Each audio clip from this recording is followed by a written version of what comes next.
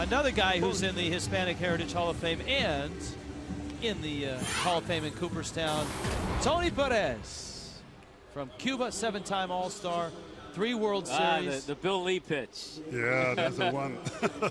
The eephus pitch that he knocked over the wall in one of the greatest World Series ever played, 1975. And he joins us now. Tony Perez in the booth. And a fun night at the ballpark. The music, the festivities. Tommy and I have the Guayabera. Yeah, we got the look. We got the look, doggy. We're looking good. Now Tommy, I have the Guayabera. Tommy has Cuba Vera. Yeah, but I see Conay. I see Jeff with one too. Yeah. Guayabera. Hey, we were talking. You just heard Cookie mention Luis Tiant. There were a couple of pictures I wanted to ask you about on Spanish Heritage Night. Luis Tiant, you had a chance to face him a few times, I would think. Oh, yeah. Luis should be on the Hall of Fame. Yeah. I mean, he got the numbers, everything to be on the Hall of Fame. Some guys on the Hall of Fame, Luis had almost the same numbers. And he had a personality, he had a flair. He won 229 games. Look at that, 3-time All-Star. Man, he was so tough to see. The ball coming out of his hand. Oh, he hid. Yeah. Everybody has problems. 229 and 172 his career numbers. Ricky Nolasco strikes out Adam LaRoche. The interesting dynamic, as we were talking to Cookie and Raul, is the fact that the two guys that were involved in that play, the squeeze gone awry, met on the mound. And I'm sure that's the first time they had spoken since that play, because we saw Buck. He was cornered by Edwin and Joe Espada. Ricky wasn't around there. And so here's them on the mound. Number one, sorting it out. But watch Ricky. Ricky, after they talk, says, come on, that's okay. Let's go get him. Let's go get it, yeah. Yeah. And Ricky's come out and struck out the first 2 hitters. Yeah, that's something you can. You don't know what happens, but somebody made. We'll find out after the game. Yeah, right. All right, another pitcher, Juan Marichal, who was he had to be tougher than Luis Tiant. Yeah, no, not to me. I mean, Marichal was a great pitcher, and but you know, to see the ball out as Luis Tiant, to me, I mean, it was harder than to see Juan. Juan was tough because the high kick, the high leg. When he put that leg down, you can see the arm. But Luis, he turned around, he looking at his scoreboard somewhere, and and then the ball come at you. Tony, today, the Latin players today, do they understand what Latin players from your generation, or even the generation before you in the 50s, what they had to go through to open the door for everybody? Well, you know, we knew we had to do something. You know, we had to stick together. And Roberto Clemente was one on the player who always talk about, you know, the Latin players, how we're not treated the same way and giving the same ink in the papers for the media and the Americans. You know, a lot of stuff done, but that has changed. I mean, everything is fine now, and everything is happy. So it has to make you feel good going through what you did early in your career in the minor leagues, to see what the young Latin players get an opportunity to do now. Oh yeah, I think all the players now, they feel comfortable because they knew they had somebody to help them when they got here, and they got people to teach them how to handle themselves and how to speak English, you know, and all that. All right, Tony, stick around for another half inning. Tony, you were on the last road trip. You were in the dugout in Cincinnati and St. Louis. And for the Marlins, a good trip. They won 4 of 7. They played some good baseball.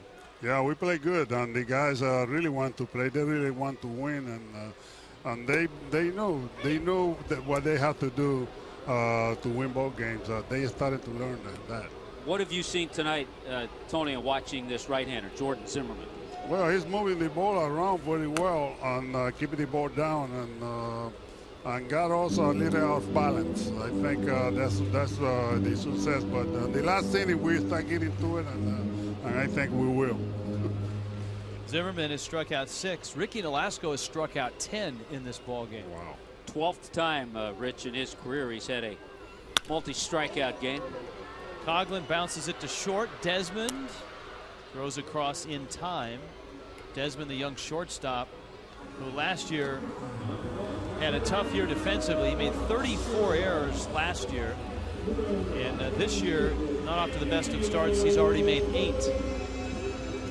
Of course, double digits for Ricky. We remember the 16 he struck out in Atlanta a couple of years ago. Nolasco's at 87 pitches. Zimmerman at 75. And here is Bonifacio, who was 1 for 2. Tony, we've talked about the improvement we've seen in Bonifacio this year. Bonnie is doing great. Yeah.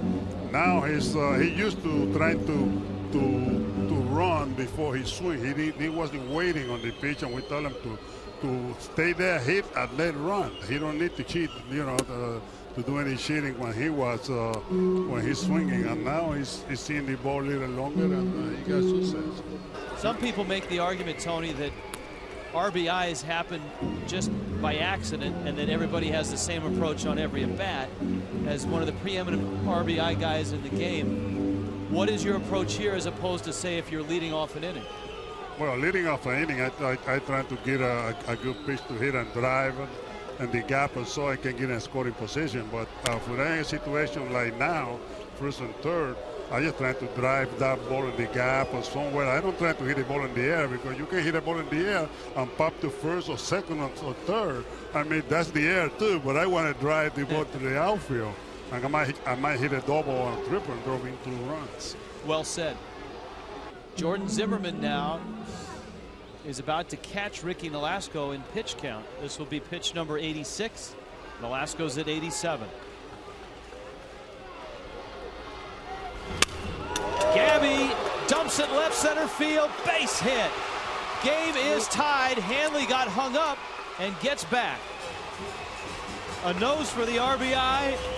Sniffs out number 17 on the season.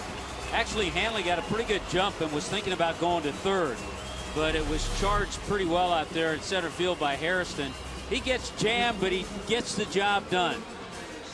A strikeout there doesn't do you any good. He makes contact, and Harrison charged him really well because Hanley was thinking about third. Yeah, Gabby just trying to put the ball in play, and he did. You don't have to hit it hard. You just place it. Well, Mike Stanton hasn't hit it at all tonight. He has struck out twice against Zimmerman. Well, they don't try to give him nothing comfortable to hit. I mean, they pitch him away, they pitch him in, and they just trying to pull the ball. He's seen 7 pitches, Rich. They've all been strikes. His 2 strikeouts, he saw 3 pitches each time.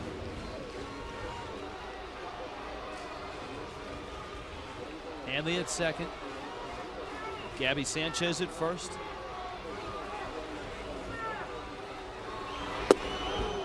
And that slider on the outside part or off the plate has been the pitch that Stanton just can't lay off. And remember, when he struck him out in the first inning, he elevated a fastball, got him to chase a high fastball.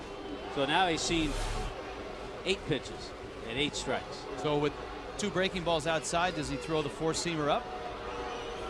See if Pudge goes up with the target.